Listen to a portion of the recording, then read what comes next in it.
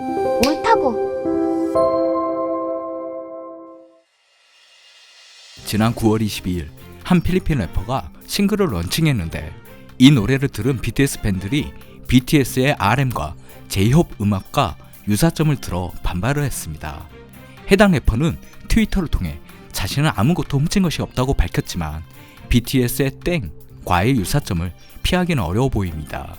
앞서 필리핀 인플루언서의 우길기 사건과 필리핀 일본인들의 캔슬 코리아 운동에 이어 연거푸 필리핀과의 관계에서 좋지 않은 일들이 발생하고 있네요. 심지어 한국은 취소하고 한국 것은 베끼자는 것이냐? 와 같은 비아냥 소리도 나오고 있는 상황입니다. 사실 이 논란 이전에도 동남아권에서 K-팝을 두고 표절, 짝퉁 논란은 사그라들지 않고 있는 상황이긴 합니다. K-팝 열기가 달아오르던 시기는 2000년대 중반부터입니다. 원더걸스가 불을 지피자 짝퉁 원더걸스가 등장했습니다. 국제법으로도 막기가 힘든 상황이었고 이후 샤이니의 린딩동 히트곡을 그룹 이름 그대로 가져온 남성 그룹도 있었습니다. 그러다가 점차 K-팝을 흉내낸 중국, 태국 가수들이 K-팝을 밀어내는 상황이 벌어졌습니다.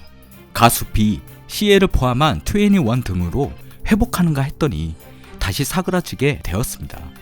그러나 BTS, 블랙핑크가 전 세계적 광풍을 일으키자 동남아 역시 이에 동참하여 K-팝 열풍이 다시 불고 있습니다. 최근 동남아에서도 저작권이나 지식재산권에 대한 인식이 전반적으로 올라오면서 짝퉁 원더걸스, 샤이니는 많이 사라진 상황이긴 합니다. 이제는 베끼는 것도 고도로 전문화되었습니다. K-팝 가수의 일부 안무를 모방하거나 비트, 바이브를 가져오는 사례들이 늘어나고 있는 상황이죠. 사실 한국 같으면 표절이나 위법이지만 동남아다 보니 그냥 넘어가는 경우가 허다합니다. 과거 원더걸스의 경우 캄보디아가 국제조약에 가입되어 있지도 않았기에 JYP 측에서는 국제법으로도 막을 수 없는 사례가 발생하기도 했습니다. 이렇게 베끼기의 대상이 되었다는 사실만으로도 K-팝이 전 세계의 대세가 되었다는 근거가 되기에 즐거운 마음이긴 합니다. 이에 대해 해당 국가의 음악 시장이 성장할 때까지 이해해주는 게 낫지 않을까? 우리나라도 미국, 일본 따라 했었잖아.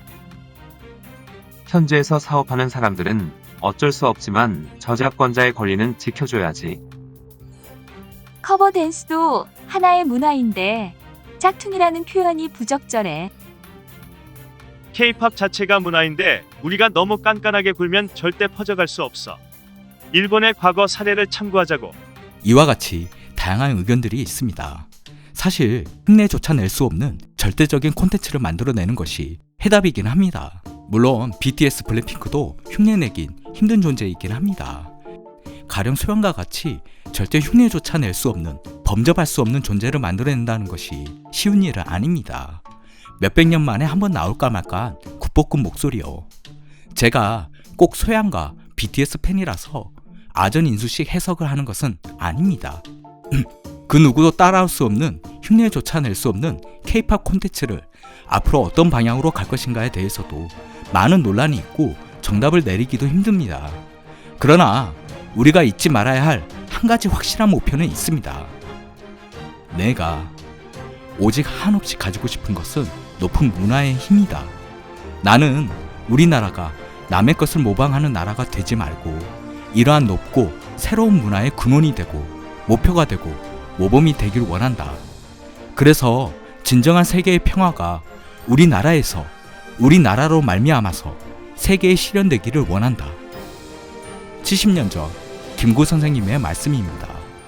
BTS, 소양 모두 다 이러한 김구 선생님의 꿈과 소원을 향해 달려가고 있고 그래서 응원하기도 합니다. 이들뿐만 아니라 또 다른 K-팝 가수와 해당 업종의 관계자 그리고 팬들 모두 다 이러한 꿈을 갖고 달려가기를 간절히 바랍니다. 이상 옳다고였습니다.